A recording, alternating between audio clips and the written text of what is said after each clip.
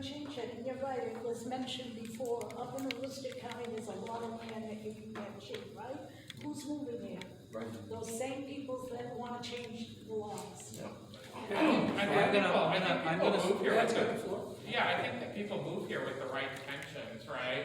But then they don't necessarily see that probably our traditions, you know what I mean, are kind of at a conflict with, you know, what they brought, you know, with them, which is. I'm gonna make a suggestion and then take one more question, and then we have an amazing demonstration in a few minutes Jeff's gonna do. I have a shooting range right next door that's licensed in the city of Augusta, an education center that we use for 4-H and inland fisheries and wildlife and other youth programs.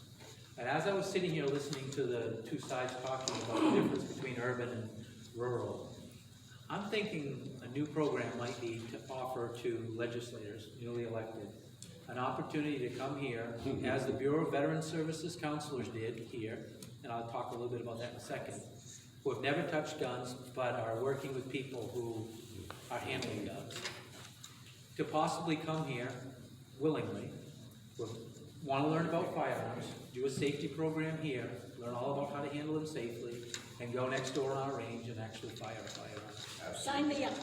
Thank you for reading. I can take you up. And we're taxing them on that ammo too, darn it. Yeah, I just want to make two comments actually very quickly. If you ever watch on YouTube, what's it called? Not Bumblebee, but Babylon Bee. They have a series of Californians who go to Texas. They move to Texas. And they discuss some of that same things. The first time they open a door, they're vegan, they're invited to a Texas barbecue. He's handling it, he has a gun strapped to his hip, and they go absolutely crazy. It's funny to watch. So. The Babylon Bee is actually very funny. I'll go this way, I'll go right to left. You're actually next. I'll go left to right. Well, Dave kind of answered my question. I wanted, when you were speaking, I wanted to just say, like, as a woman, I'm trying to reach you guys, basically, because I know I've spoken for you guys before, and you've thanked me for my testimony as a woman, because in my opinion, a woman's opinion on gun matters is worth 5 angry white men with beards, right? So that's what I do when I feel like I'm not angry. Can you throw old in there just to include Well, I'm just saying that because that's what the anti-gun people say gun owners are. They're the angry white men with beards, and I don't have a beard, and I'm not a man. So I just want to be like, how do I reach you guys to do what he said? Just educate you, show you what it is to handle a firearm safely, and not only that, is give you the stories that I have from the women that I've helped that are telling me, please don't let them pass these laws. And I need those stories to be heard. And so I love that idea, and I would love to help you. It's still not too late to do it. They haven't looked at the bills yet, and it's probably gonna be a month or 6 But months. how, other than showing up at the state? The Senate chair and the House chair, I would go to them. If you had wanted to do that and I had been chair, put out a notice to everybody, and I would have encouraged them. Guess what? I'll do that. Yeah, Friday, we don't have meetings, but we're all gonna meet at SAM, we're gonna do this, and it's like a sidewalk.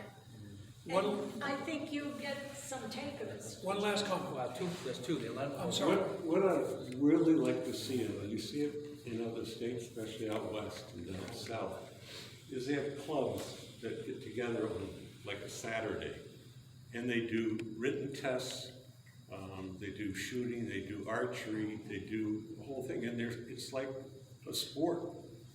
And you introduce these kids to firearms, to archery, to written tests, and schools compete against each other, but it's not a school sanctioned thing. And it's a way of getting around some of these issues, and you're educating the kids, which needs to happen, because if the kids aren't going to be educated, you know where the rest of it goes. Yeah, one more. One more. You're the end of this, so make it great. I don't know if it's great. I've negotiated many contracts with BIW. I've done 4. I've chaired planning boards for many years, and you're talking to the negativism that you get back and forth. One way I've been able to handle a lot is I ask a question. statement, I've shut down the whole crowd. But if I ask a question, people will listen to it, and you've planted a seed. I don't want any credit for what might come out of it, but if you plant a seed with a thoughtful question, you'd be surprised how you can change a lot of lives versus just pounding on the table. That doesn't work. You want to get people to listen to you. Yep. And for a second thing, I go to gun shops quite often, and the ATF is now going along and they look at those forms that you sign, they're taking pictures of all of them. I don't know if everybody's aware of that or not, but that's what they're doing now. It should be, it's not against the law. Jeff, Zimba next, a Yeah. demonstration of turning a hunting rifle to a so-called assault weapon. Yeah.